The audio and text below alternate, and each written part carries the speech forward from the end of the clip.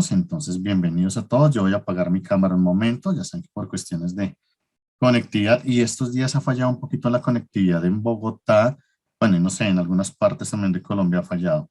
Pero vamos a ver que todo nos salga muy bien, nos vaya muy bien esta noche. Entonces, nuevamente bienvenidos. Vamos a estudiar el día de hoy. El objetivo es aprender sobre la investigación de operaciones.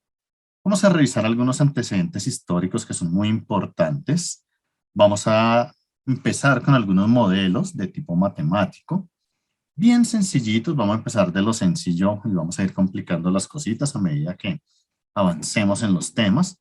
Y entonces, bueno, vamos a hacer después algunas aplicaciones, algunos ejemplos. Entonces, la idea del día de hoy es esa.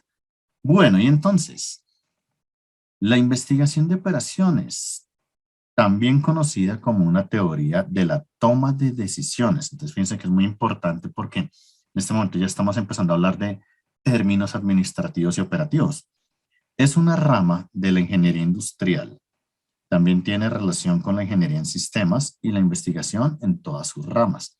Efectivamente, quienes son muy fuertes en ingeniería industrial manejan toda la parte de las líneas de producción, de la parte de investigación de operaciones, el álgebra lineal, la parte del cálculo, los cálculos matriciales. Entonces, tiene mucha relación con la ingeniería de sistemas y la ingeniería industrial. Consiste en el uso de modelos matemáticos estadísticos y algoritmos. Por eso casi siempre en los pensum, cuando arrancamos las ingenierías, si ustedes comparan pensum con ingeniería civil, con ingeniería electrónica, de sistemas, industrial, casi que hasta quinto es muy obligatorio, digámoslo así, la parte de los cálculos, ¿no? Tenemos cálculo 1, cálculo 2, físicas, algunas químicas en algunos casos, toda esa parte matemática de ecuaciones diferenciales, ecuaciones integrales, la parte de cálculo multivariado, porque pues todos estos algoritmos al final se traducen en eso. Ahí es donde decimos, ¿para qué se utiliza todo eso? Pues aquí se aterrizan muchos de los conceptos. Lo mismo en producción 1 y producción 2. Bueno, ¿cuál es el objetivo de la investigación de operaciones?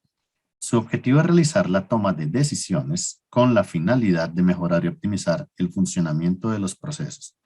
Para la integración de equipos debe incluirse personal con intereses firmes en matemáticas, estadísticas, teoría de la probabilidad, economía, administración de empresas, computación e ingeniería. Bueno, en algún momento algunos compañeritos de otro curso me decían, profe, la parte matemática están un poquito asustados, pero no, tranquilos, aquí desde que ustedes sean muy juiciosos y estén en la clase y pues la conectividad no lo permita, yo voy explicando cositas para que todo quede bien entendido y pues ustedes también en algún momento practiquen mucho. Bueno, dentro de una empresa la investigación de operaciones se aplica en las áreas de producción, marketing, compras, manufactura y contabilidad. Fíjense que tiene áreas de vital importancia dentro de una empresa. Entonces, esto hace que también nosotros podamos, digamos que, hacer algunas inspecciones, se llama eso, algunas inspecciones dentro de cada una de las áreas, y asimismo podemos mirar cuál es el mejor método que debemos implementar en cada una de esas áreas. Entonces, bueno, es demasiado importante, cubre prácticamente toda la empresa. Si ustedes se fijan, producción, marketing, compras, manufactura y contabilidad, cubre prácticamente toda la empresa. Bueno, como antecedentes históricos, el término de investigación de operaciones se utiliza por primera vez en el año 1939.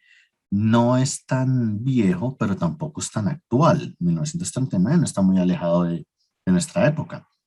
Y fue durante la Segunda Guerra Mundial, específicamente cuando surge la necesidad de investigar las operaciones tácticas y estratégicas de la defensa aérea ante la incorporación de un nuevo radar, en oportunidad de los ataques alemanes a Gran Bretaña. El avance acelerado de la tecnología militar hace que los ejecutivos y administradores militares británicos deban recurrir a los científicos en pos de apoyo y orientación en la planificación de su defensa. Bueno, esto es muy cierto. Muchas de las teorías que se manejan tanto en administración, producción, control de calidad e investigación de operaciones tienen que ver mucho con la guerra. Yo les comentaba en la clase anterior que el hecho de generar una guerra pues trae muchísimos dividendos para un país porque hay que mandar producir ropa, comida, armas, máquinas. y todo eso pues es dinero, entonces genera ciertas fluctuaciones en la economía que en algún momento pueden ser ventajosas. Bueno, y entonces dice aquí que el éxito de un pequeño grupo de científicos que trabajaron en conjunto con el Ejecutivo Militar a cargo de las operaciones en la línea, como tal, en la línea de producción, derivó en una mayor demanda de sus servicios y la extensión del uso de la metodología de Estados Unidos, Canadá, Francia, entre otros. Bueno, sí, efectivamente Estados Unidos tiene muy buenos aportes en la parte de los antecedentes como tal. Canadá también es un país muy fuerte en la parte tecnológica y la parte europea, pues lo que es Francia, Italia, ellos pues también han tenido bastante historia en la parte de las guerras, más que todo Francia, y también tienen unos modelos bastante interesantes que vamos a aprender. De eso se trata. Bueno, Oscar Pardo, esta clase se llama Investigación de Operaciones. Bueno, y entonces, el modelo, ¿qué es el modelo?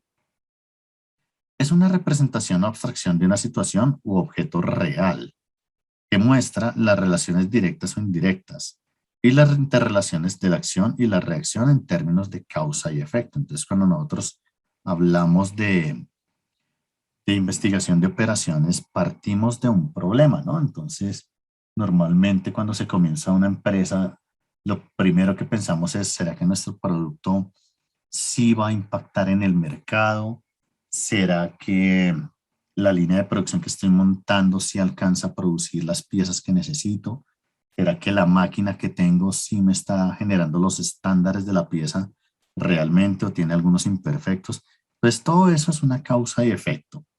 Por eso aparecen algunos tipos de modelos. El primero es el icónico.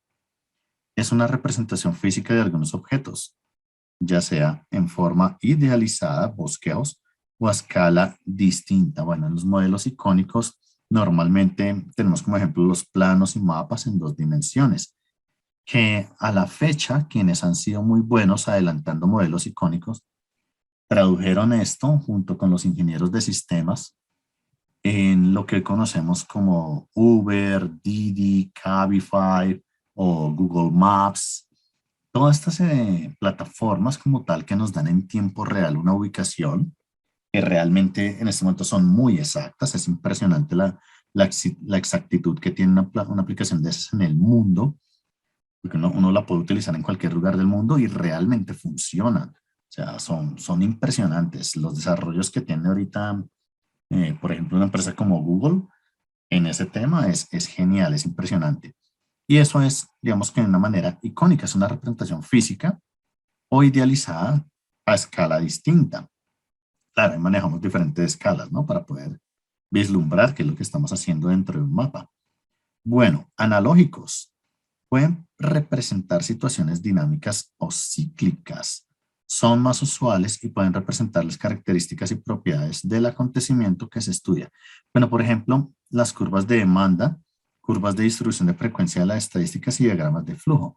Bueno, cuando hablamos de analógicos, eh, cuando ustedes tienen una línea de producción, ustedes son los encargados de la planta, ya sea en operación, en producción, o son los administradores, están simplemente generando situaciones dinámicas porque todo el tiempo se está produciendo.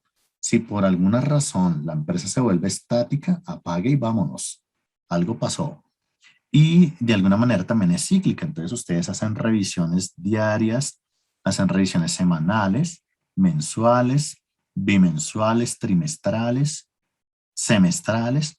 Y entonces eso se vuelve cíclico. Se está haciendo un ciclo como tal en tiempo y de esa manera, pues también nos permite generar algunas predicciones. Entonces, por eso hablamos de curvas de demanda, distribución de frecuencia. Y para ello, obviamente, debemos tener algunas herramientas de la estadística y algunas herramientas de la ingeniería industrial, como los diagramas de flujo, de proceso, de maquinaria, de mantenimiento, de equipo. Entonces, todo esto es muy importante. Bueno, y existe otro modelo que es simbólicos o matemáticos, que este de pronto es el que le tienen miedo. Muchas personas cuando ya han estudiado investigación de operaciones, a veces hablan de un semestre a otro y dicen, no, esa asignatura es terrible, es muy difícil hacer esa parte de las soluciones de las ecuaciones y por los diferentes métodos, y luego el método simplex y el método de la gran M y el método de, bueno, entonces le tienen mucho, mucho miedo a la parte estadística. Pero pues hay que ser un poquito bueno en matemáticas, pero tranquilos, simplemente estos modelos son representaciones de la realidad en forma de cifras, símbolos matemáticos y funciones. Las funciones son importantísimas en la parte matemática para representar variables de decisión y relaciones que nos permiten describir y analizar el comportamiento del sistema. En este caso, el sistema es una empresa. Bueno, entonces, ¿cómo se clasifican estos modelos? Tenemos según el tipo, según el tiempo y según la disponibilidad de la información. Existen esos tres tipos de modelos. Entonces, el primero hablábamos del icónico, que también existe uno que es analógico, por tiempo, el estático y también dinámico. Bueno, en algunos modelos estáticos yo les digo que pues no es tan común tener un modelo estático, pero sí se puede hacer algunas inspecciones. Por ejemplo, cuando falla una máquina, pues se para el proceso. Entonces ahí uno puede hacer algún modelamiento estático rápidamente. Pero normalmente son más dinámicos, están en movimiento. Eso es lo que quiere decir que sea dinámico. Y pues cuando ya tenemos la disponibilidad de la información, tenemos determinístico, es una rama de la estadística. Cuando tenemos variables determinísticas probabilísticas, o en algún momento tenemos variables que son inciertas, que realmente no sabemos qué va a pasar. Y pues en este momento la pandemia como tal, desde hace prácticamente un año y medio, nos ha demostrado que también tenemos algunas variables de tipo incierto, que nadie estaba preparado para esto, ¿no? Entonces, bueno, todos estos modelos predicen cada uno de estos elementos, cada uno de estas etapas, y pues hay que estudiar muchísimo para ser muy bueno en investigación de operaciones, casi que es una carrera adicional si quieren abarcarse todos. Se puede estudiar, claro, pero es necesario. Casi siempre pues lo que hacemos es mirar los comportamientos dinámicos, determinísticos y probabilísticos, que es lo que estudiaríamos durante estas 12 semanas. Entonces eso nos ayuda muchísimo. Uy, Johnny, ¿dónde estás? En el baño, Johnny. Tienes tu cámara prendida. Bueno, Johnny nos está haciendo aquí un recorrido por su casa. Bueno, Johnny, te sugiero que en este momento apagues la cámara.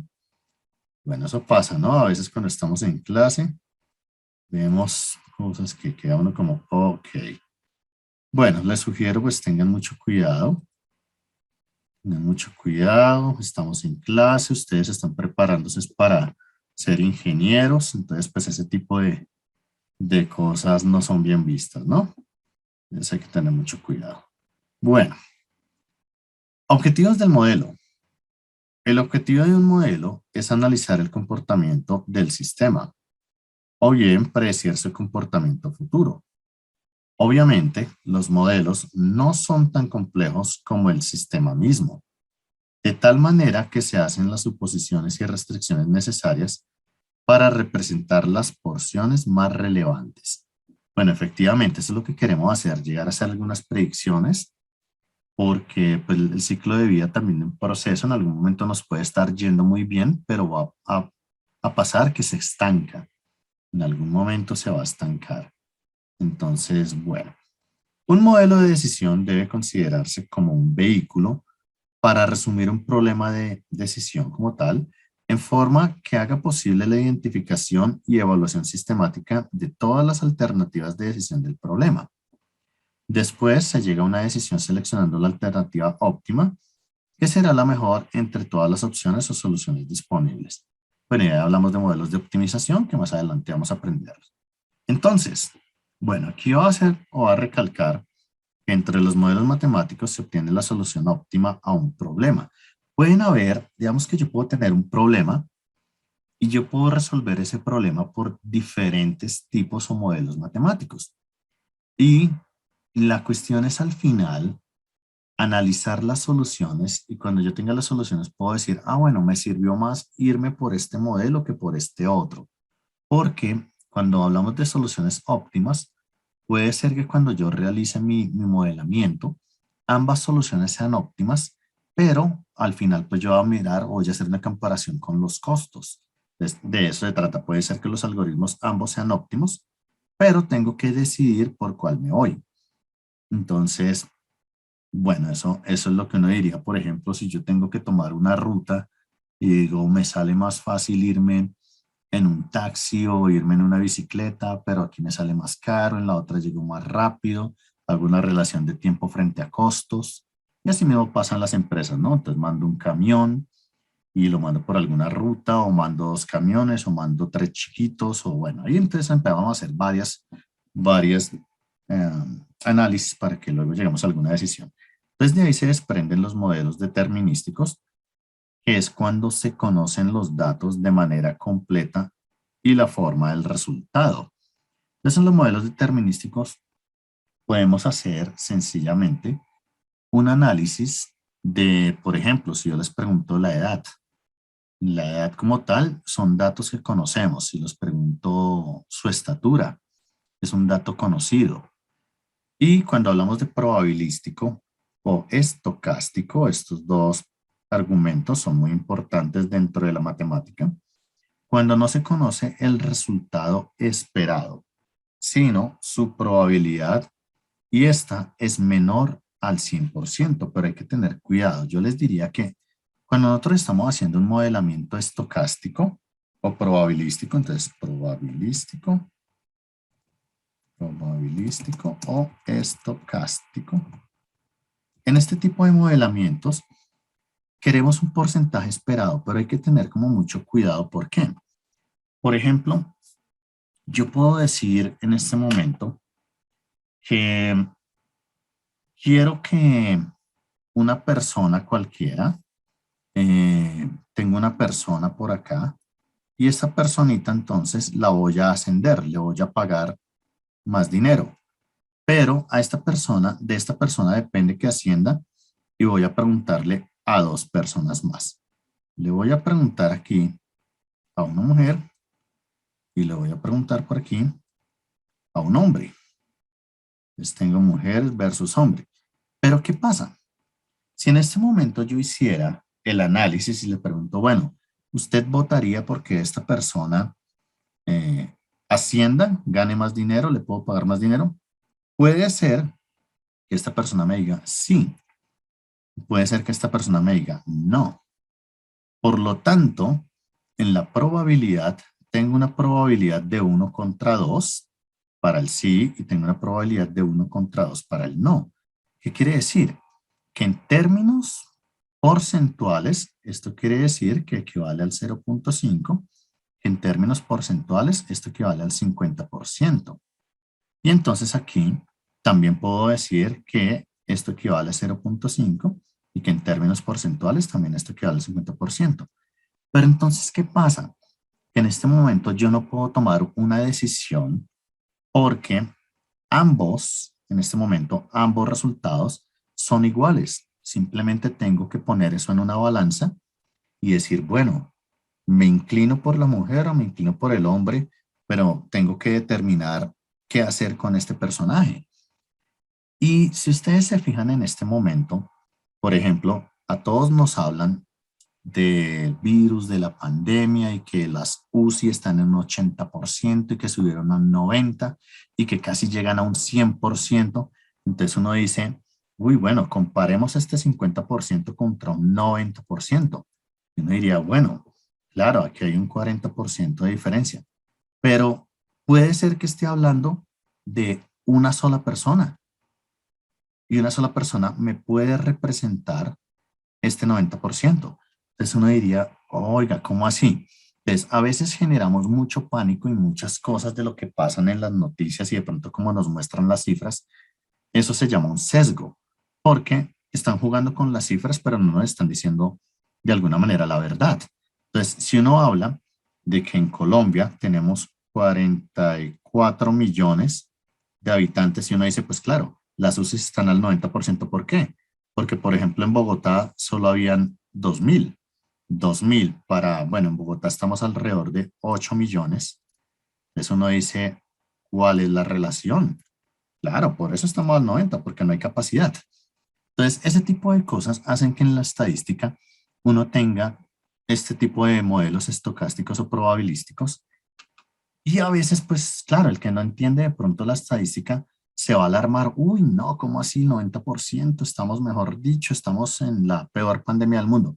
No, lo que pasa es diferente, que nos están mostrando unas cifras bajo un porcentaje muy chiquitico, que esto ni siquiera es la muestra de la muestra. En estadística luego les enseñaré eso. La muestra de una muestra de 8 millones 2000 no es prácticamente nada. Entonces, bueno, también nos pasan muchas cosas acá, ¿no? Y bueno, ya para no entrar de pronto en alguna discusión de índole político o económico, que más adelante lo haremos, pero por ahora es como para darles una idea de que en un modelo probabilístico o estocástico, en este momento tengo que pedir una ayuda a una tercera persona para poder determinar si esta persona le sigo pagando más dinero o no, porque pues tiene sus méritos o simplemente porque es un favor político. Entonces, bueno, eso pasa mucho, ¿no? Ese tipo de cosas. Y bueno, entonces continuando por acá, sencillamente decimos que según los modelos, bueno, los modelos según la información de entrada, también pueden ser heurísticos o empíricos. Los heurísticos dicen que en este tipo de modelos o problemas se obtiene una solución buena sin llegar a una solución óptima, basados en las explicaciones sobre las causas o mecanismos naturales que dan lugar al fenómeno estudiado. Esto sucede mucho a veces cuando queremos coger un contrato con alguna empresa, entonces nos arriesgamos. Decimos, yo creo que esa es la mejor solución. Vamos a coger este contrato y de alguna manera miraremos cómo lo cumplimos. Eso es un modelo heurístico. Un modelo empírico es aún más, digamos que a la suerte, porque utilizan las observaciones directas o los resultados de experimentos del fenómeno estudiado. Entonces, empíricamente nosotros podemos decir como, bueno, puedo montar una sucursal en Bogotá y qué tal si la pongo en Chapinero, o será que la pongo en el centro, será que la pongo en Suba. Entonces uno puede escoger distintos puntos, lo mismo a nivel nacional, en donde pongo las sucursales y hago un experimento, si me funciona, entonces miro los resultados y de esa manera, entonces, bueno, voy haciendo algunas adaptaciones. Bueno, los modelos en función de su campo de aplicación u objetivo. El primer modelo es de simulación o descriptivo. La estadística tiene varias herramientas. Nosotros aquí, pues yo les decía que en lo posible no estemos en el celular, pero la idea es que sí podamos generar algunas simulaciones en Excel, aprender algunas formulitas. Obviamente, pues gustaría llevarlos a un nivel más avanzado, pero aquí hay personas que de pronto nunca han trabajado en Excel o hace mucho tiempo no han estudiado, entonces pues hay otros que ya llevan mucho tiempo haciéndolo y vamos a darle gusto a todos. Entonces eso va a ser las simulaciones, simulaciones de alguna manera de tipo descriptivo con algunas operaciones, simulaciones de optimización, claro que sí, más adelante vamos a ver unos métodos de transporte, de costo mínimo, el de Vogel, de la esquina noroeste, entonces son métodos muy interesantes de optimizar algunos sistemas. Métodos de control, efectivamente los métodos de control tienen que aparecer sí o sí, controlar algunas variables de costos y gastos, matemáticos de optimización que van ligados a los segundos, de simulación que van ligados a los primeros y mixtos operacionales estadísticos, que estos pues son un poco más fuerte en este momento. Hay muchas personas que están terminando su ingeniería y están haciendo especializaciones en la parte estadística. Los que manejan SPSS, los que manejan SAP, los que manejan otra que se llama Statistics, y son muy buenas, son herramientas muy buenas que están en este momento. Las empresas están buscando este tipo de personas que sepan bastante en estadística. Bueno, aquí simplemente es un resumen, es un cuadro de resumen. Entonces tenemos los modelos matemáticos, determinísticos y estocásticos, de los determinísticos lineales y no lineales. Voy a darle aquí la palabra a Juan Torres. Juan, cuéntame. Profe, buenas noches, discúlpeme Buenas o me noches. interrumpo. Eh, Su merced hablaba de un programa SAP.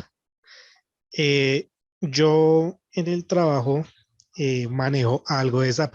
Es muy básico, es muy sencillo lo que hago en SAP, pero yo quisiera saber si de alguna manera usted sabe dónde podría yo en mi caso capacitarme en SAP. Tengo entendido Claro que que sí. hay, o he visto muchas ofertas laborales en donde el requisito principal es utilizar SAP, ¿sí? Entonces, Ajá. siento que es una herramienta muy, muy interesante, muy, muy importante en el tema de la logística. Y a mí, sinceramente, me interesa mucho. Aquí, ahorita que usted lo nombra, pues me gustaría saber si usted me podría ayudar en eso. Bueno, Juan, claro que sí. Digamos que en la parte logística, SAP tiene prácticamente tres módulos, que es la parte de control de inventarios y algunos requerimientos para la parte de bodegaje y almacenaje, pero también tiene módulos de la parte financiera y la parte de producción y algunos de gestión. SAP tiene más o menos unos 18 módulos en total. La idea es que tú les escribas a la página oficial, tú colocas porque pues yo no puedo hacer propaganda aquí Sí, por, claro, profe. Sí. ¿sí me entiendes? No puedo enviar aquí el chat, pero tú buscas en Google SAP Bogotá y ahí te aparece la información y tú les escribes y prácticamente el mismo día te contestan. Son muy buenos porque yo alguna vez quise también tomar algunos cursos con ellos, pero me fui del país y al fin no los tomé. Porque sí, eso es verdad, hay mucha oferta laboral. Quienes manejan la parte de inventarios, bodegaje, almacenaje, transporte, manejan muchos módulos de SAP. No son costosos, vale la pena hacerlos. Y entonces Sí. es así, SAP, SAP Bogotá o SAP Colombia en Google, y te aparecen las oficinas aquí en Bogotá. Hay unas por Los Héroes, sobre la 80, y ahí te pueden brindar la capacitación. Creo que también tienen en este momento unos módulos virtuales. Es para que los revisen, ¿vale, Juan? Muchas gracias. De verdad que eso es muy, muy útil para mí. Te agradezco mucho, profe. Efectivamente. Bueno, le voy a dar la palabra a Gonzalo. De pronto Gonzalo tenga alguna información que nos pueda ayudar. Gonzalo Saldarriaga. Eh, no, profe, no, pues yo también manejo algo de SAT en la empresa donde yo laboro. Eso es un ERP que manejan las compañías hoy en día, ¿no? Es una buena herramienta. Eso ya es prácticamente es como el Ferrari en el tema de los ERP en las compañías, ¿no? Profe, no, la pregunta me va a ligar hacia otro tema. Cuando hablamos de investigación de operaciones, ¿en esta materia también entra la parte de balanceo de líneas o estoy Bueno, equivocado? Gonzalo, aquí no entremos tanto en la parte de balanceo. El balanceo de líneas de producción se ve más en la gestión de producción y hay otra materia que ustedes por ahí tenían muy interesante, pero se me escapa, es que no conozco muy bien el pensum de ustedes, pero sé que sí tienen modelado de producción y administración de la producción. Es muy probable que en el modelado o en la administración, dependiendo cómo lo enfoque la universidad, ahí sí ven eso del balanceo de líneas de producción, que son prácticamente los MRP, MRP1, MRP2, y aparecen varios concepticos ahí bastante interesantes. ¿Vale? Aquí va Ok, orientado gracias. a la solución, digamos que eso es lo que yo tenía aquí en este cuadro, a la solución de modelos determinísticos lineales, de modelos de redes, de programación lineal, bueno, la parte no lineal no la tocamos porque esto es más de los ingenieros de sistemas. La parte estocástica, si en algún momento vamos a hablar de teoría de juegos de procesos de Markov, de árboles de decisión, esto es parte de la estadística. Pero sí, la parte de línea de producción va orientado hacia obviamente en el pensum producción uno y producción 2. Bueno, respecto a esta materia, ¿qué tanto tiene que ver con programación lineal? Mucho, Santiago. La programación lineal como tal tiene que ver mucho y más en el álgebra lineal. Entonces, digamos que eso tiene aquí, por ejemplo, mira, que la programación lineal tiene programación continua, entera, binaria, tiene que ver mucho, pero nosotros no entramos al detalle de una programación entera binaria porque digamos que este tipo de cálculos es de ingeniería de sistemas, pero sí ya a los resultados. O sea, nosotros no vamos a programar, sino vamos a utilizar ya el programa como tal. O sea, como no entramos como cuando uno dice, bueno, necesito hacer un programa que me calcule mis ingresos y mis egresos. Nosotros no hacemos la programación en Java, en cualquiera de estos lenguajes de programación, C++, sino que ya entramos a descargar una aplicación digamos, cuando uno descarga en Android y simplemente pues manejamos el programa, ¿ok? Entonces digamos que eso es lo que haríamos. Bueno, muy bien. Muy bien, bueno, yo a veces aquí cuando ustedes intervienen voy apagando el micrófono porque sé que hay eco, pero bueno, de eso se trata. Muy bien. Por ahí estaba viendo en el chat que algunos compañeritos te estaban dando, por ejemplo, CPAP, SAS, dice Diana, o el módulo MM de materiales, efectivamente, Álvaro José, o el financiero. Es que SAP es muy grande. SAP tiene, creo que son 18 módulos que ofrecen para Latinoamérica, más las que ofrecen para Estados Unidos y Europa. CEPAT es una buena firma donde pueden encontrarlo. Bueno, muy bien. Bueno, ¿qué más tenemos por aquí entonces? Prácticamente, cuando hablamos del tipo de modelo matemático, hablamos de modelos cuantitativos y modelos cualitativos. Realmente estos dos van unidos. De alguna manera lo que hacemos es traducir los cualitativos a cuantitativo, porque nos interesa saber las cifras. Luego miraremos estándares hechos a la medida. Las partes de la estandarización en una empresa es muy importante, que sabemos hasta dónde puede ir la empresa en ciertos procesos. También lo que les decía, puede que haya un caso donde estemos en jaque, digamos, bueno, ¿qué hago? Tengo que tomar una decisión, pero tengo la balanza equilibrada, no sé hacia dónde irme. Entonces tengo que utilizar herramientas de la probabilidad y modelos determinísticos. Vamos a mirar modelos descriptivos y de optimización en la parte de transportes, como tal, de métodos de transporte, se llama eso. Estáticos y dinámicos son la parte algebraica. Hay muchos digamos que de los métodos que vamos a utilizar que son estáticos y dinámicos. De simulación y no simulación, efectivamente, vamos a mirar ya al final, por ahí cuando hagamos algunas cositas con Excel y hagamos ya una poquita de formulación, entendamos cómo es el lenguaje de Excel, por qué ponemos algunas cositas dentro de esas celdas. Ahí sí hacemos de pronto una simulación si nos alcanza el tiempo. Y bueno, esa es la idea. Bueno, ya casi les voy a dar la palabra porque por acá generé unas preguntitas. Todo esto que estoy hablando es como para hacerlo un poquito reiterativo y que ustedes se van dando cuenta de qué es lo que pasa. Bueno, modelo cualitativo o cuantitativo. La mayor parte de los problemas de un negocio u organización comienzan con un análisis y definición de un modelo cualitativo y se avanza gradualmente hasta obtener un modelo cuantitativo. La investigación de operaciones se ocupa de la sistematización de los modelos cualitativos y de su desarrollo hasta el punto en que puede cuantificarse. Cuando es posible construir un modelo matemático insertando símbolos para representar relaciones entre constantes y variables, estamos ante un modelo cuantitativo. Una ecuación es un modelo de este tipo. Las fórmulas, las matrices, los diagramas o series de valores que se obtienen mediante procesos matemáticos. Permítanme un momentico. Yo miro algo acá. Bueno, y entonces fíjense lo siguiente. Estábamos por acá. Ay, se me perdió. Ah, es que no quiero hacerme el clic aquí. Bueno, entonces, ¿qué sucede? Por ejemplo, normalmente nosotros a veces hablamos de las famosas ecuaciones. Entonces hablamos de una ecuación. Y entonces, dependiendo de la ecuación, por ejemplo, nos dicen, bueno, voy a ponerlo aquí. Por ejemplo, nos dicen que hay una ecuación. Entonces nos dicen que tengo 2x más, vamos a poner así, más 10. Vamos a poner que esto sea igual a 30. Entonces, por ejemplo, me están diciendo que tengo una ecuación. ¿Qué es lo que sucede? Cuando yo tengo una ecuación, es como si yo tuviera una balanza. Bueno, voy a tratar de dibujar aquí una balanza. ¿Y qué sucede? Que normalmente en una ecuación la idea es equilibrar la balanza. ¿Cómo equilibramos? Con un símbolo igual. Ese símbolo es muy importante cuando tenemos una ecuación. Y entonces por eso a veces nos dicen que lo que está sumando pasa a restar, que lo que está multiplicando pasa a dividir. Y de esa misma manera nosotros hacemos ciertos análisis. Como lo que tenemos es una balanza, fíjense lo siguiente.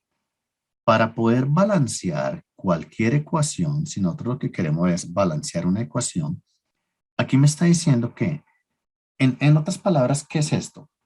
Me están diciendo que encuentre un número que multiplicado por 2 y sumado con 10 me dé 30. Eso es lo que me está diciendo en la lógica. Busque un número que multiplicado por 2 y sumado con 10 me dé 30. Y pues esta es una ecuación muy sencilla que uno puede responder prácticamente de una, pero cuando yo lo veo como una balanza, cuando tenemos ecuaciones un poco más complejas, lo que sucede es que si yo quiero equilibrar la balanza, ¿qué quiero hacer en el primer momento? Si aquí tengo más 10, bueno, este término es positivo, más 2x. Si aquí tengo más 10, pues para eliminarlo, tengo que poner aquí menos 10, porque menos 10 más 10 se cancelaría. Pero estaría en este momento volteando mi balanza hacia un lado. ¿Qué hago para volverla a equilibrar? Tengo que ponerle aquí menos 10, que fue lo que agregué en el otro lado de la balanza. Y entonces aquí ya digo, bueno, ya me está quedando un 2x.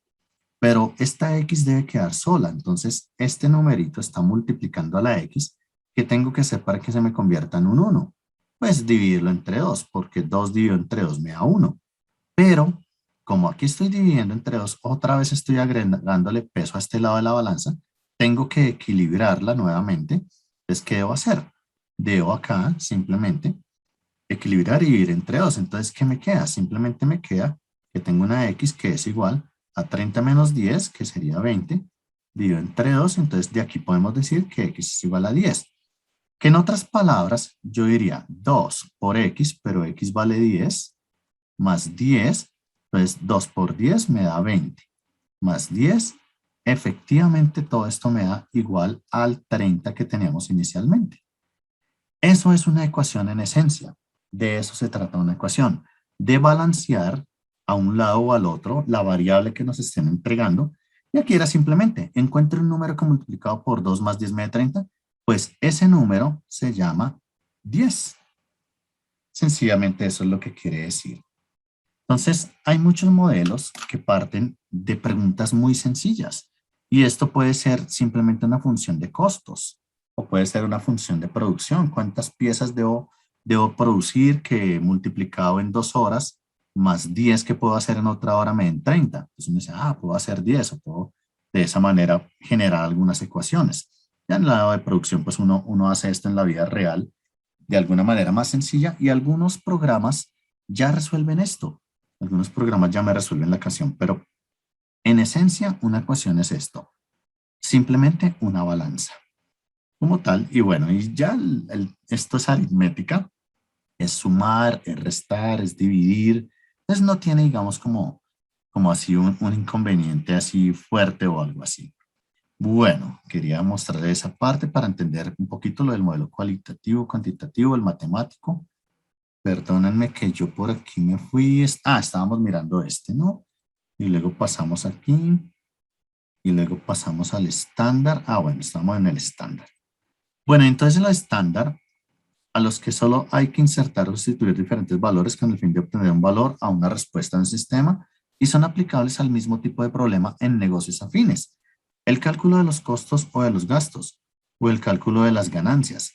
Eso es muy fácil. Cuando ustedes estudian contabilidad, hay lo que llaman las cuentas T, están los libros diarios, el libro mayor, hacen algunos registros por ahí contables, quienes ya son un poco más expertos manejan el ISA, manejan algunos módulos también, el de SAP también de finanzas, nos permite hacer algunas cosas. Y estos son modelos ya estándar, digamos que eso simplemente trae algunas mejoras en la operacionalidad y nos ayuda muchísimo.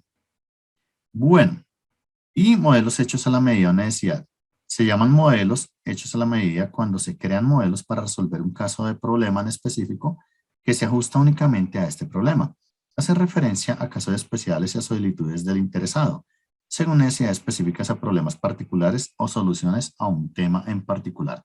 Quienes trabajan como tal de manera individual y están ofreciendo sus servicios a las empresas, no solo en la parte de las auditorías, sino en el control de líneas de producción, utilizan este tipo de modelos. Miran cuál es la problemática de la empresa, asimismo hacen una propuesta y ya la empresa decide si se implementan o se mantienen igual, dependiendo de los resultados que tenga la naturaleza de cada empresa. Bueno, muy bien. ¿Hasta aquí tienen alguna duda de lo expuesto? ¿Alguien de pronto quiere complementar o tiene alguna pregunta? Con mucho gusto es bienvenida.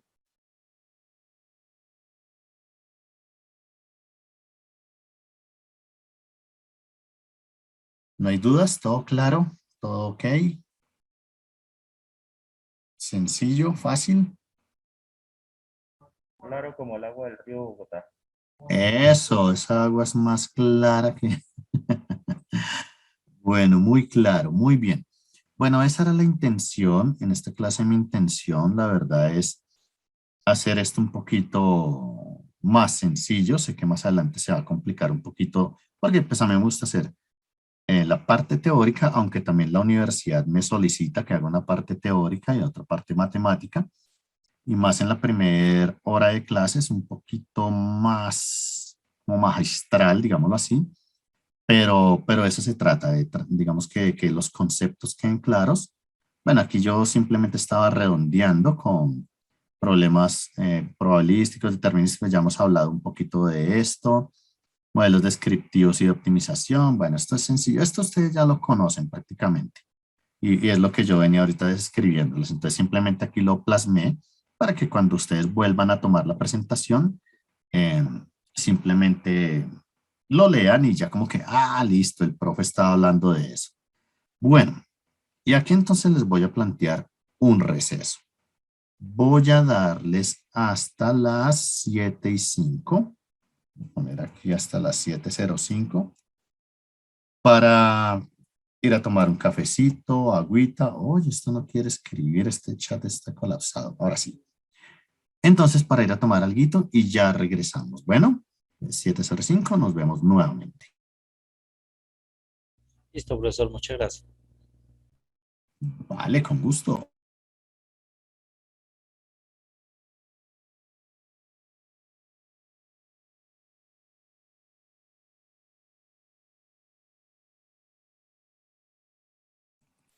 Bueno, entonces continuamos. Vamos a continuar acá. Bueno, vamos a poner acá entonces que el fin del receso. Y bueno, vamos a seguir. Vamos a seguir un poco aquí con cositas interesantes. Bueno, empezamos con la matemática. Vamos con la matemática. Bueno, aquí es importante si tienen un cuaderno, es mucho mejor para que tengan algunas cositas, algunos apuntes. Entonces aquí tenemos monomios y polinomios. Vamos a arrancar con un concepto fundamental del álgebra. Y dice que un monomio es una expresión algebraica formada por una parte numérica, que es el coeficiente, y una parte literal. Bueno, yo voy a tomar este cuadrito de por acá y lo voy a pegar en mi tablero para ir analizando cositas. Bueno, entonces, ¿cómo entendemos un monomio? Cuando queremos hacer un monomio, por ejemplo, aquí nos están diciendo que tengo 5xy y que al 5 como tal, este 5 es el famoso coeficiente. Y que esta parte de acá, las letras, sería la parte literal. Bueno, eso es lo primero. Poder entender que el coeficiente y la parte literal. Y simplemente mono significa uno. Cuando hablamos de un monomio, mono significa uno. Si ya hablamos de un binomio, significa dos. Si hablamos de un trinomio, significa tres. Pero de 3 en adelante, de 4 en adelante, ya hablamos de algo que se llaman los polinomios, que ya son de 4 o más. Y bueno, esa es como la interpretación que tenemos inicialmente. Y entonces, cuando tenemos algunos monomios, perdón, estamos estudiando monomios, por ejemplo, nos dicen que aquí tengo el monomio 5xy o que tengo el monomio menos 3x al cuadrado o que tengo el 4. Entonces la idea es identificar los coeficientes. Entonces aquí simplemente vamos a poner que el coeficiente de este monomio es 5. Este como tal es negativo, es menos 3, hay que tener cuidado con los signos. Si no tiene nada, asumimos que es positivo. Pero si ya tiene negativo, pues lo identificamos más rápido. Y simplemente cuando no tiene como tal una parte literal. Entonces también eso puede pasar, que simplemente la parte literal queda así. Bueno, Y luego entonces vamos a mirar, un segundito. Bueno, entonces luego lo que hacemos es que miramos la parte literal. La parte literal simplemente son las letras. Y aquí tendríamos X y Y. Y aquí tendríamos X elevado al cuadrado. Y aquí es como si tuviéramos X, pero esta X estaría elevada a la 0. Porque la regla nos dice que todo número elevado a la 0 es 1. Y 1 por 4, pues digamos que en este caso 1 por 1, porque aquí simplemente sería un 1. Y si yo tengo aquí 4 por 1, pues me daría este 4 de acá. Entonces digamos que esa es como la lógica de lo que estamos haciendo acá. Bueno, ¿qué quiere decir las letras o qué quiere decir 5, X y Y? En esencia es que estoy multiplicando un 5 por una variable que no conozco, que se llama X, y también por otra variable que no conozco, que se llama Y. Pero si tengo X al cuadrado, simplemente me está diciendo que tengo una variable X que se multiplica por ella misma. Y si no tengo nada, simplemente como un 4, solo tengo el coeficiente y no tengo parte literal, simplemente esta parte no se coloca. Digamos que aquí no se coloca. Y bueno, eso sería prácticamente. Entonces, vamos a hacer un ejercicio. Vamos a hacer un ejercicio aquí para entender esta parte. Voy a poner aquí ejercicio número 1, 2, 3. Y ustedes van a sacar tanto el coeficiente como la parte literal de estos monomios. Vamos a poner, ok, permítanme, lo pongo en negrito. Menos 4x al cuadrado y. Vamos a poner 5 z x. Y vamos a poner por acá un tercio de ab al cuadrado. ¿Listo? Practíquenlo un momentico. Ya les voy a preguntar. Voy a escoger a alguien por ahí al azar para que lo puedan resolver.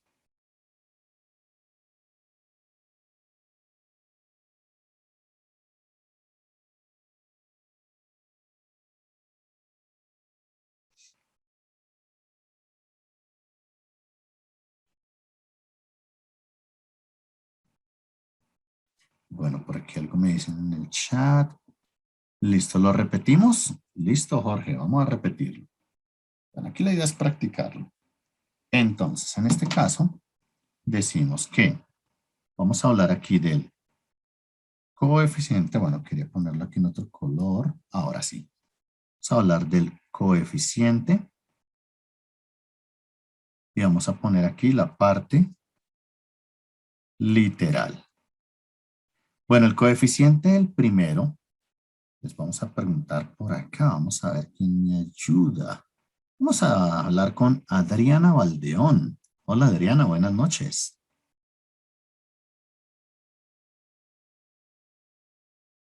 Se me escondió Adriana. Bueno, vamos a preguntarle entonces aquí a la segunda personita que me aparece en la lista. Alejandro Ríos. Alejandro, buenas noches.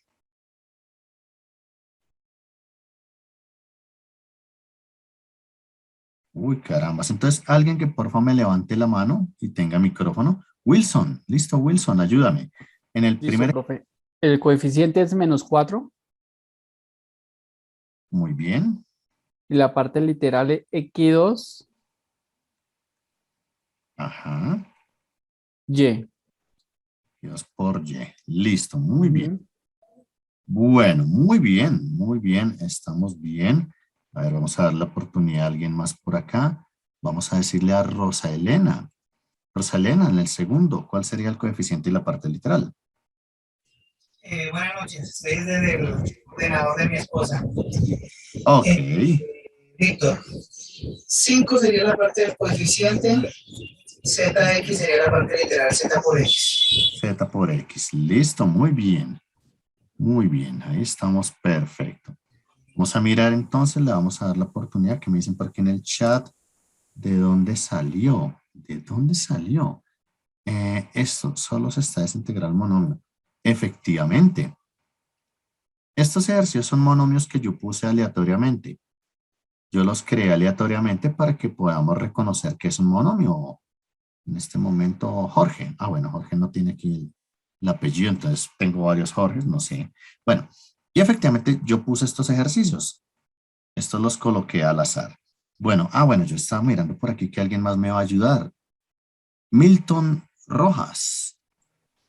Buenas noches. Milton, ayúdame, Sí, por favor. sí, profe, el 3, entonces sería el coeficiente sería un tercio Muy bien.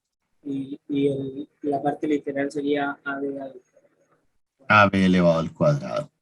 Bueno, efectivamente, eso es lo que sucede en cada uno de estos monomios. Muy bien. Efectivamente, Carlos Ramírez y Isabel Marín. Bueno, es importante conocer los monomios. ¿Por qué? Porque cuando nosotros hablamos de la parte literal y el coeficiente, luego hablamos de algo que se llama el grado de un monomio, que es la suma de los exponentes de su parte literal. Bueno, yo voy a copiar este cuadro y lo voy a llevar aquí a mi tablero, también para que entendamos un poco qué quiere decir esto. Voy a achicarlo un poquitico para que me dé espacio. Listo. Bueno, vamos a hablar del grado, el grado de un monomio. Entonces acá, listo, esta es la idea, hablar del grado de un monomio. Entonces dice que es la suma de los exponentes de su parte literal, o sea, de las letras. Entonces, por ejemplo, entonces vamos a poner acá el primer ejercicio. Por ejemplo, nos dicen que tengo el monomio 5 por y por x elevado al cuadrado. Entonces, cuando nos hablan del grado, vamos a ponerlo como una g, grado, es la suma de la y está a la 1 y la x está a la 2. Simplemente esto es un monomio de grado 3.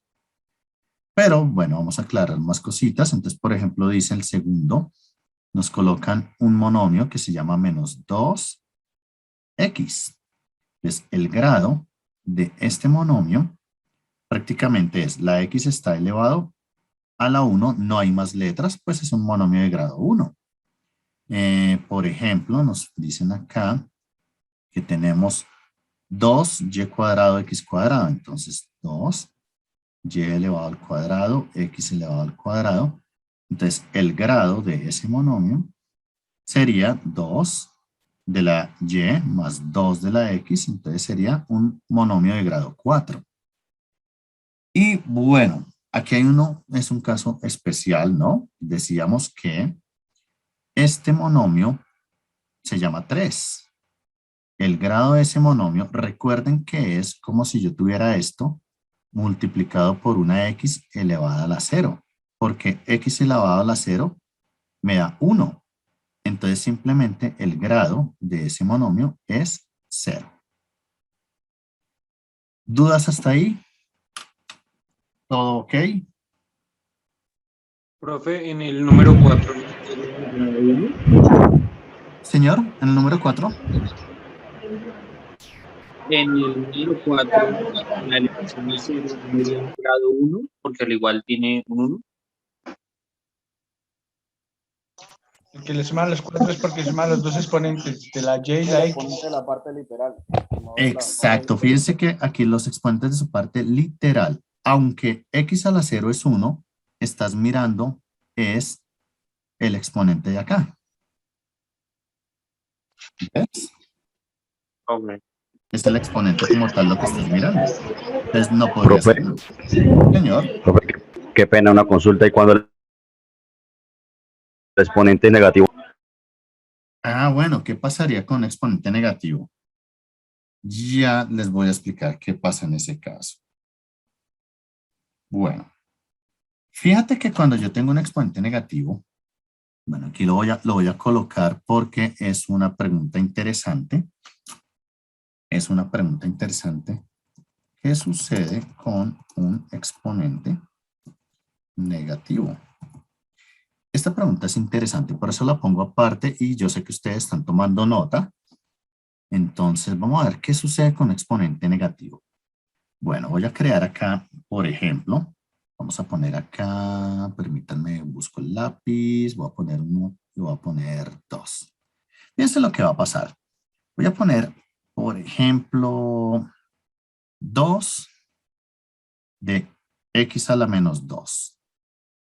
Y voy a poner por acá un menos 5 de x a la menos 3. Y bueno, voy a empezar con una variable porque es que los exponentes negativos tienen algunas condiciones interesantes.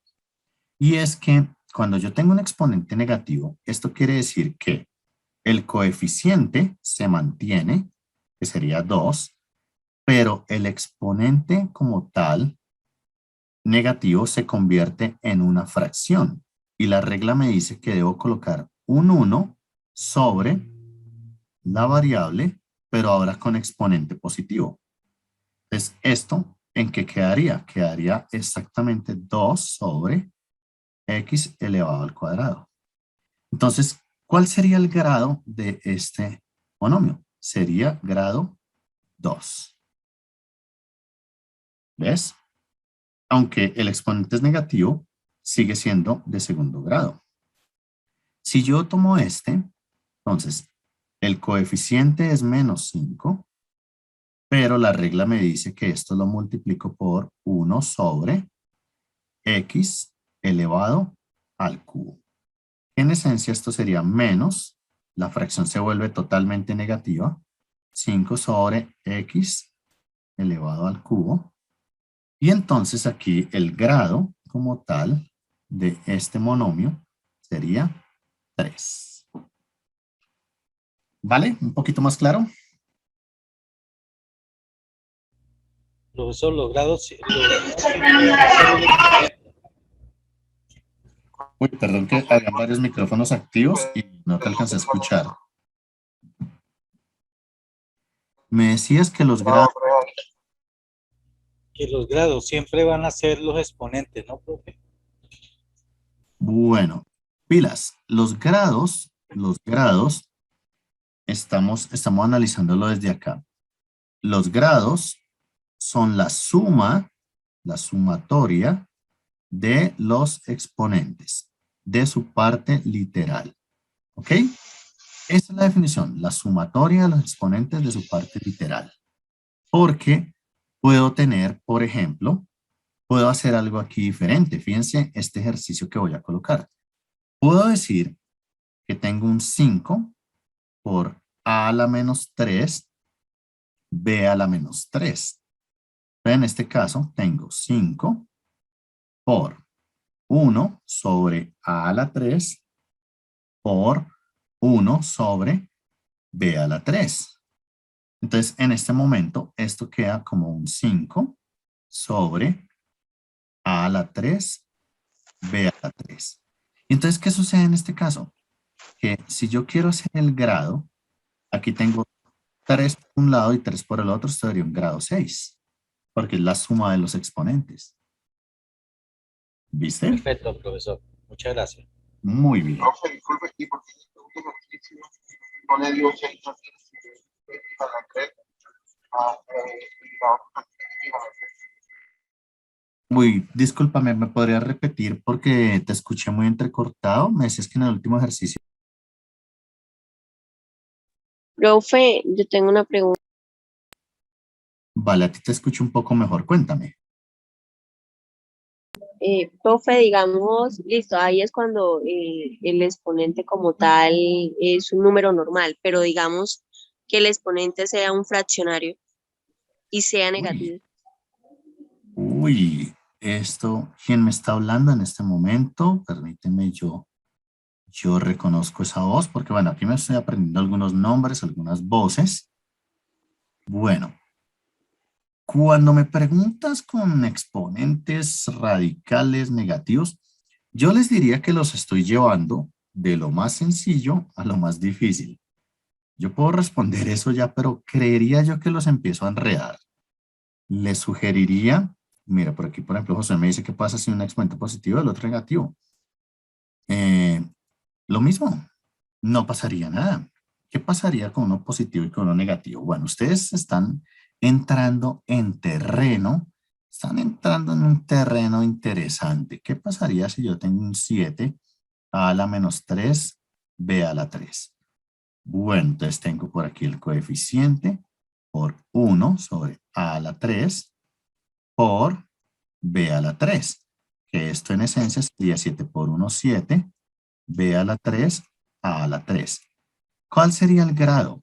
Por este lado, en la A tengo 3 y en la B tengo 3. Vuelve a ser 6. Bueno, están entrando en terrenos interesantes. Están entrando, no, todavía no se suma con la ley de signos. Eso todavía no entra en esta parte. Si es más de un coeficiente. Bueno, si es más de un coeficiente, ya no sería un monomio, Miguel. ¿Qué más dice? Solo hay un exponente todavía para sumarlo. Bueno, por aquí estamos entrando en cosas. Profe, el signo. Profe, ¿por qué no la ley de signos? No hay ley de signos porque en este momento tú no estás haciendo una multiplicación. Cuando yo tengo, por ejemplo, menos 2 por 3, aquí estoy diciendo por. En este caso, menos 2 por 3 más por menos me da menos, 2 por 3 me da 6. Entonces, aquí no estoy haciendo multiplicaciones. Aquí simplemente estoy revisando qué valor tiene el exponente. Entonces, ¿qué pasaría si yo digo en este momento, si yo digo x al cuadrado, y al cuadrado, z al cuadrado y a la 6? ¿Qué grado tiene este monomio?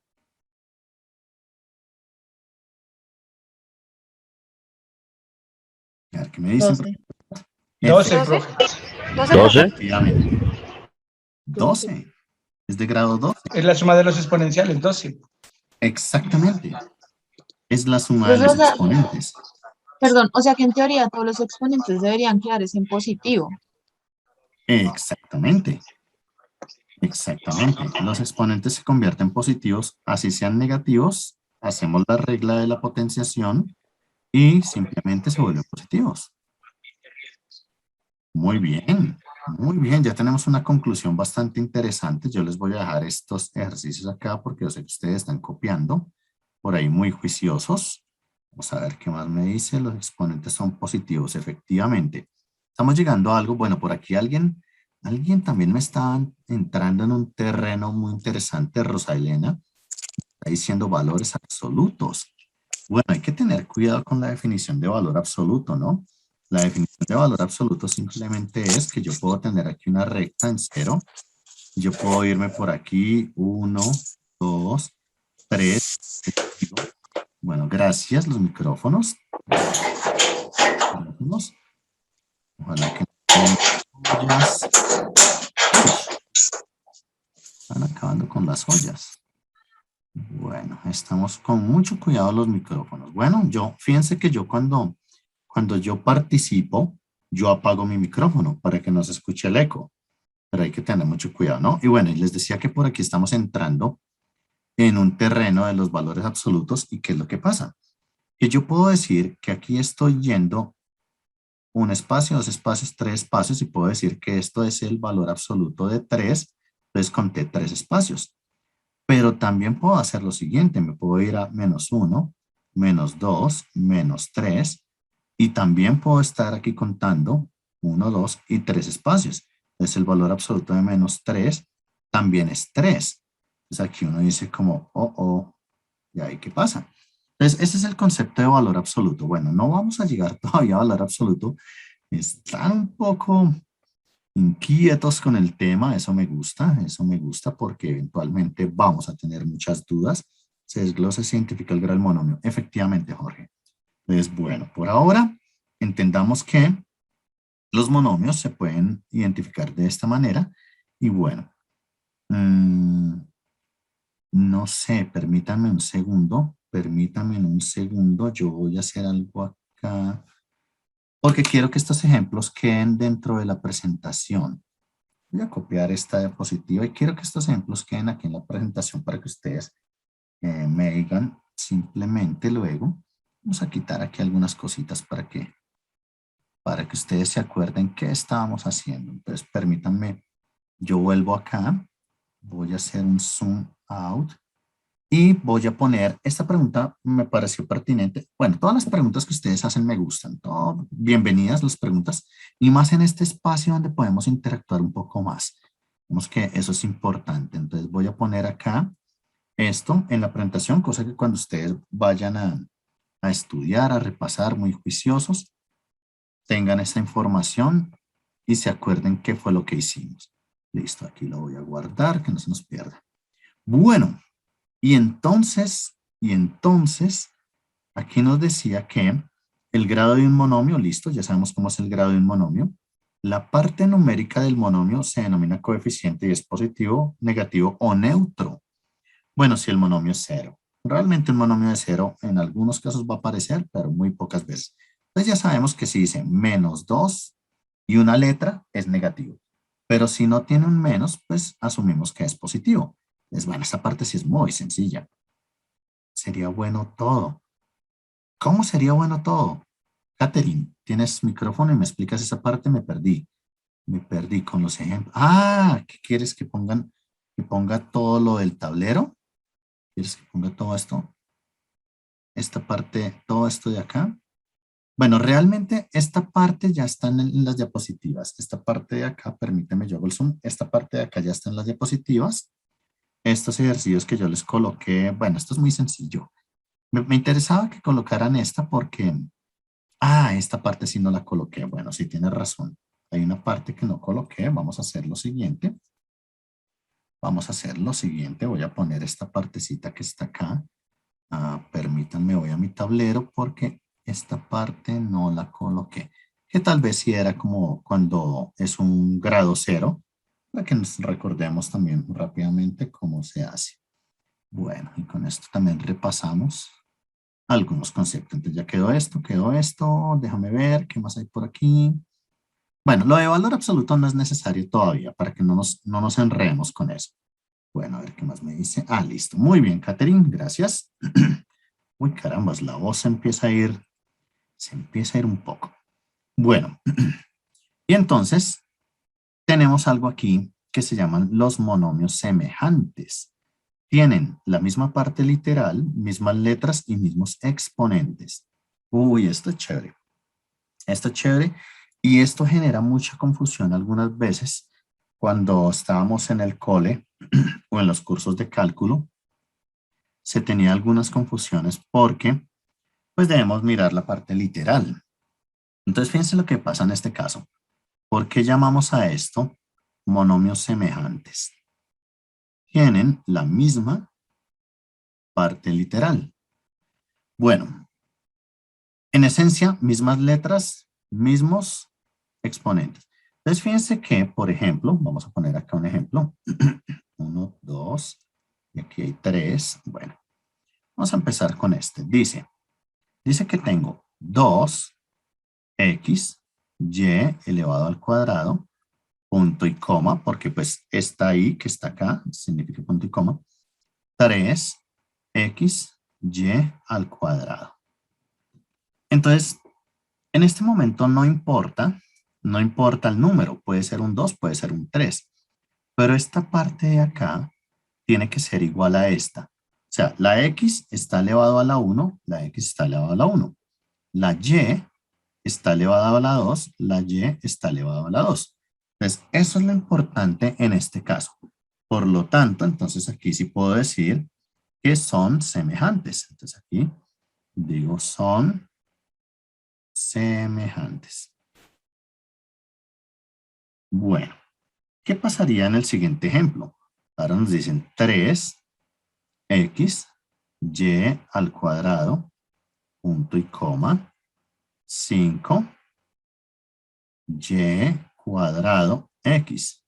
Entonces fíjense que en este caso, cuando yo tengo prácticamente la x, entonces voy a hacer nuevamente aquí el monachito, la x, oye, me cogió otra vez con tinta negra, yo puse azul, ya, ahora sí lo cogió. La x está a la 1, la x acá estaría a la 1, la y está a la 2, la y está a la 2. Entonces fíjense que están iguales. Aunque están en desorden, son iguales. Tienen los mismos términos. Entonces son semejantes. Claro, porque x por y al cuadrado es lo mismo que y al cuadrado por x. Es como si yo dijera lo mismo que 2 por 3 al cuadrado es lo mismo que 3 al cuadrado por 2. Llegamos al mismo resultado, por eso son semejantes. Entonces, sencillamente, aquí tengo 3x y al cuadrado, punto y coma, 6x al cuadrado. Entonces, fíjense que, por ejemplo, acá, y pongo una y. Bueno, en este caso, la x está a la 1, pero aquí está a la 2. Aquí la y está a la 2 y aquí está a la 1. Entonces, fíjense que aquí son diferentes. Aquí puedo decir que no son semejantes. No son semejantes. ¿Vale? Eso es lo que pasaría. El orden de los factores no altera el producto. Efectivamente, desde que sean iguales, ¿no? Desde que sean iguales podemos hacer una propiedad conmutativa, pero en este caso las letras son muy importantes, son demasiado importantes. La semejanza de los términos en este caso es parte primordial para poder entender algunos ejercicios algebraicos. Eventualmente vamos a hacer algunos ejercicios sencillos de la parte lineal, operaciones de funciones lineales. Entonces, bueno, de eso depende, ¿no? De eso depende de entender esta parte sin ningún inconveniente. Bueno, yo aquí les preguntaría, obviamente, porque de eso se trata. ¿Alguien tiene alguna pregunta? ¿Tiene alguna duda? Bienvenida a la pregunta. Vamos a ver qué me preguntan.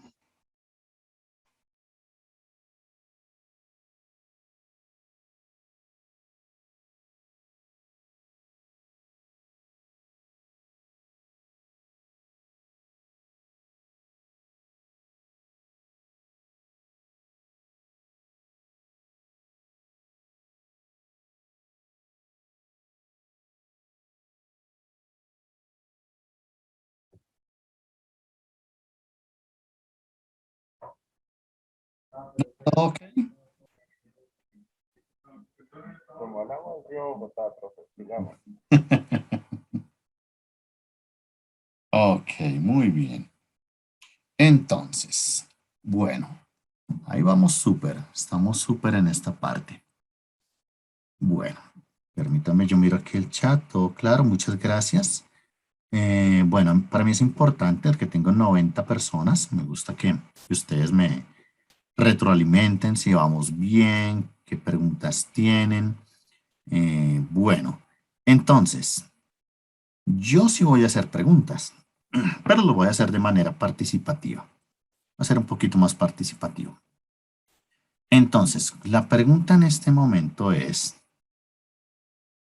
¿qué entendimos o qué es la investigación de operaciones? Y quiero que por favor me levanten la mano. Yo voy a ir haciendo varias preguntas y a medida que pasemos, entonces vamos a ir levantando la mano.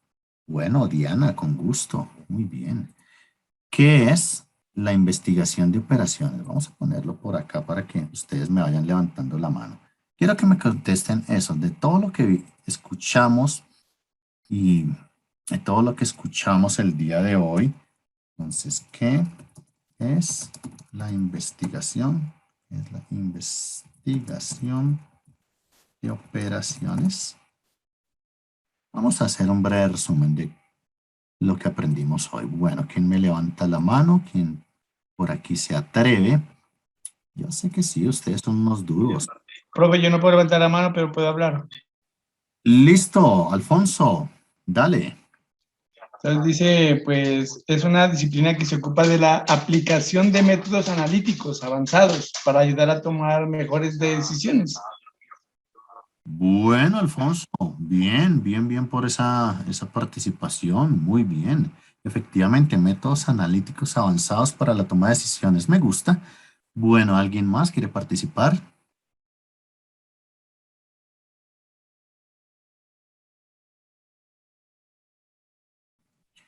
Uy, carambas, no me quieren participar y eso ¿por qué? No quedó claro el concepto. Bueno, por aquí tengo una manito levantada. ¿Dónde? Diana, claro que sí, bienvenida. Profe, pues en mis palabras es como la aplicación de los métodos que nos explicaba y las técnicas para solucionar problemas, principalmente del área de administración o del área de ingeniería industrial, es muy aplicado, no sé. Bueno, Diana, bien. Ahí vamos interiorizando algunos conceptos. Efectivamente, a eso estamos ya hablando de métodos, que efectivamente son muchos los que vamos a estudiar en este módulo, en estas 12 semanas. Y bueno, muy bien, Diana, por la participación. Le voy a dar la palabra a Néstor Julio. Sí, ingeniero, es una investigación de las operaciones para hacer análisis estadísticos y métodos matemáticos para llegar a una investigación de un asunto.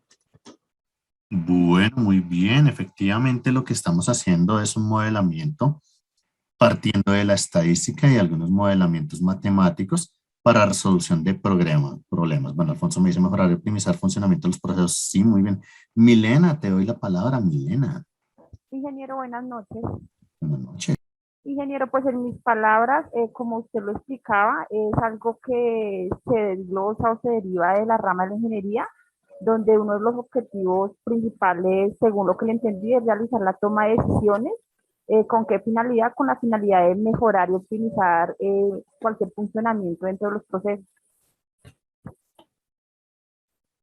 Muy bien, Milena. Bueno, ahí me demoro un poquito en hablar, estoy apagando el micrófono para que no eco. Gracias, ingeniero. Muy bien, Milena. Efectivamente, fíjense que ya estamos interiorizando algunos conceptos muy importantes que es bueno porque cuando ustedes tienen las actividades calificables, vienen este tipo de preguntas y hay que tener la certeza de cuál es la respuesta. Y le voy a dar la palabra a Juan Guillermo y luego a Jorge. Juan Guillermo, bienvenido. Buenas noches, profe. Buenas noches. Profe, hablamos de la investigación de operaciones, pues utilizar técnicas matemáticas, análisis estadísticos y optimización de las mismas para solucionar problemas que enfrentemos diariamente. Bueno, muy bien, Juan Guillermo, excelente. Bueno, por aquí está viendo en el chat que Melissa dice tener un control cuantitativo, teniendo en cuenta los aspectos cualitativos. Sí, efectivamente, eso es lo que hace la estadística, de tal manera que se puedan tomar decisiones acertadas para la organización. Bueno, Diana, yo te corregiría esta palabra. Es una teoría.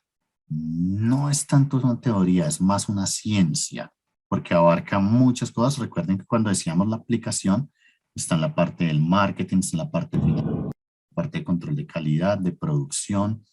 Bueno, ¿quién más tenía por acá la palabra? Jorge Sánchez. Buenas noches, ingeniero.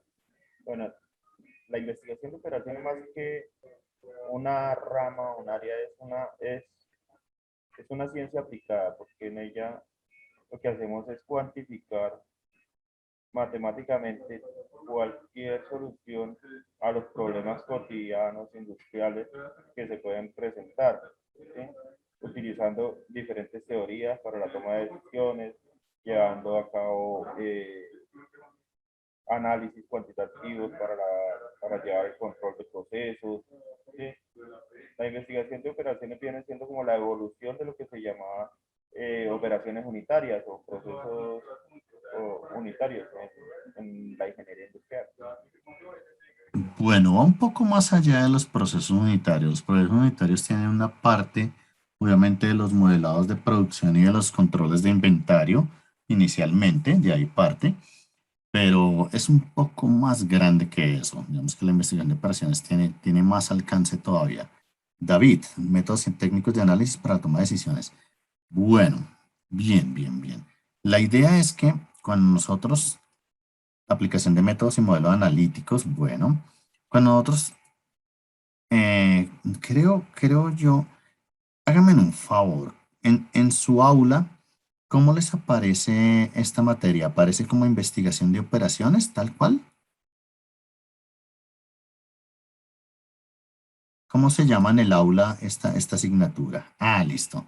Investigación de Optimización de operaciones. optimización de operaciones. Optimización de operaciones. Sí, señor. Permítame un segundito, yo miro algo. Gestión, investigación, modelado. Ah, optimización. Ustedes son esta asignatura. Permítame un segundito, yo hago aquí una nota. Lo que pasa es que tengo otro curso que como tal sí se llama investigación y el de ustedes optimización. Es prácticamente, en esencia es lo mismo, solo que es para diferenciar los días. Como tal, que nosotros estamos los viernes. Entonces los viernes es optimización de operaciones. Ah, bueno. Ya que se equivocó, profe. Ja, ja, ja. No, yo estoy bien. Yo estoy lo más de bien. Solo que Igual, creo pero para la primera para semana, diferenciar los días, porque tengo dos grupos diferentes. Entonces, por eso, para precisamente poder diferenciarlos y obviamente avanzar. Ah, te estás burlando de mí, ya te pillé. Profe, disculpe, pero en el horario, en el horario de clase aparece investigación de operaciones y optimización de operaciones. Tú tienes 20 preguntas. Creo que todos tenemos lo mismo, sino que abarca las dos, investigación de operaciones y optimización de operaciones. Bueno, lo que pasa es que, a ver, un segundito, yo hago algo acá, permítame un segundo. Ahí esta barrita no me deja hacer algo. Un segundito, yo miro algo aquí rápidamente y les hago una pregunta. O sea que, investigación y me dijiste que la otra era optimización. Oh, sí, es que tengo esta asignatura de esta manera. Ya les muestro algo. Por acá. Porque sí tenía esta duda. Bueno, voy a compartir mi pantalla nuevamente. Porque sí quiero organizar algunas cositas. Bueno. Lo que pasa es que dicen, no, los del momento 3 solo aparece optimización. Sí, yo tengo aquí que los viernes es investigación de operaciones, optimización de operaciones con el grupo 2001. Pero con otro grupo sí se llama solo investigación de operaciones, porque entonces ustedes verían conmigo los lunes y los miércoles. Y los de momento las dos, sí, efectivamente, Johnny. Yo creería que aquí tenemos ambas, investigación de operaciones y optimización de operaciones. Ok, porque bueno, yo tengo aquí algunas cositas, entonces, bueno, muy bien. Profe, perdón. Dime. No entendí con respecto al que usted tiene ahí. Dice que el lunes, o sea, los que estamos viendo momento 3, pues tengo entendido, solo vemos, o yo, por ejemplo, veo solamente los viernes, ¿no? Sí, efectivamente, solo los viernes. Ah, ok. Los lunes y los miércoles tengo con otros grupos diferentes. Ustedes son 2001. Aquí ingresamos con el link del 2001. Gracias. Ok, muy bien. Muy bien. Bueno, todo eso es bueno tenerlo en cuenta, saber un poquito en qué estamos. Efectivamente, Rosa Elena, estamos con el 2001. Y solo los viernes. Nos vemos todos los viernes a esta hora. Bueno, muy bien. Bueno, compañeros de clase, estudiantes estimados, por el día de hoy me voy a permitir cerrar la clase acá. Yo sé que ahorita tenemos una clase a las 8, entonces vamos a dejar la clase hasta acá. Interesante los conceptos que ustedes me dieron.